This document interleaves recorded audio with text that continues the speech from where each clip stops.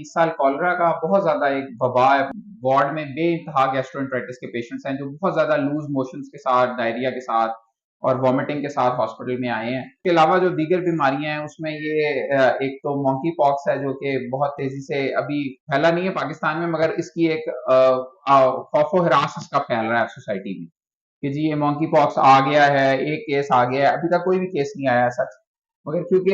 ये सिर्फ उन लोगों में फैलेगा, ये भी लोगों की एक खौफ दूर करना जरूरी है कि ये सिर्फ उन लोगों में फैल सकता है जो कि फॉरेन ट्रेवल करके किसी दूसरे मुल्क से आ रहे हैं, यहाँ के लोकल अभी ये बीमारी नहीं है।